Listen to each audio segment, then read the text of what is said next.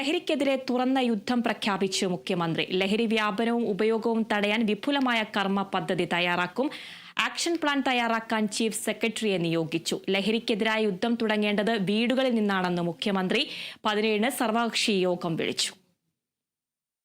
സംസ്ഥാനത്ത് അതിവേഗം വ്യാപിക്കുന്ന ലഹരി വിപത്തിനെ തുടച്ചു നീക്കാൻ ഒറ്റക്കെട്ടായ പ്രവർത്തനമാണ് വേണ്ടതെന്നും കർശനമായ ഇടപെടൽ ഉണ്ടാകണമെന്നും മുഖ്യമന്ത്രി. ലഹരി ഉപയോഗവും വ്യാപനവും തടയാനുള്ള പ്രവർത്തനങ്ങളുടെ ഭാഗമായി ഇന്ന് വിപുലമായ യോഗം ചേർന്നെന്ന് മുഖ്യമന്ത്രി പറഞ്ഞു.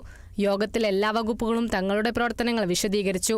സമൂഹത്തിന്റെ ഭാവി നശിപ്പിക്കുന്ന ലഹരി വിപത്തിനെതിരെ സംസ്ഥാനം യുദ്ധപ്രഖ്യാപനം നടത്തുകയാണെന്നും മുഖ്യമന്ത്രി പറഞ്ഞു. വിപുലമായ കർമ്മ പദ്ധതിക്ക് രൂപം നൽകാനാണ് തീരുമാനം. ആക്ഷൻ പ്ലാൻ തയ്യാറാക്കാൻ ചീഫ് സെക്രട്ടറിയെ ചുമതലപ്പെടുത്തിയിട്ടുണ്ട്. ഇതുമായി ബന്ധപ്പെട്ട് ഈ വരുന്ന 17-ന് സർവകക്ഷി യോഗം ചേരും. അതിന് മുന്നോടിയായി 16-ന് മതമേലധ്യക്ഷന്മാരുടെ യോഗവും വിളിച്ചിട്ടുണ്ട്.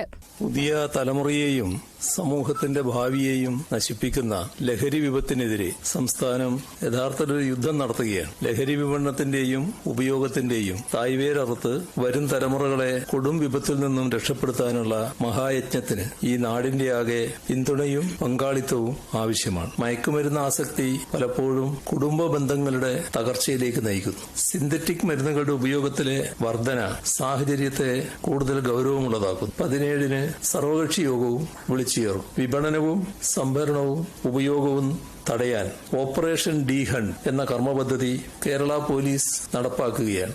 രണ്ടാം പിണറായി സർക്കാരിന്റെ 4ാം വാർഷികം വിപുലമായി ആഘോഷിക്കുമെന്ന് മുഖ്യമന്ത്രി പിണറായി വിജയൻ. ഏപ്രിൽ 21-ന് കാസർഗോഡ് നിന്ന് തുടക്കമാകുന്ന ആഘോഷ പരിപാടികൾ മെയ് 30-ന് തിരുവനന്തപുരത്ത് സമാപിക്കും.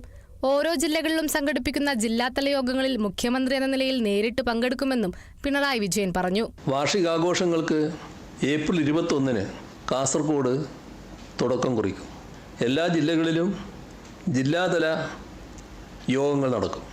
അവയിൽ മുഖ്യമന്ത്രി നിലയിൽ നേരിട്ട് പങ്കെടുക്കും. പ്രദർശന വിപണന മേളകൾ സംഘടിപ്പിക്കാൻ ഉദ്ദേശിക്കുന്നുണ്ട്. തിരുവനന്തപുരത്താണ് വാർഷികാഘോഷ പരിപാടിയുടെ സമാപനം. Kerala vision news, Thiruvananthapuram.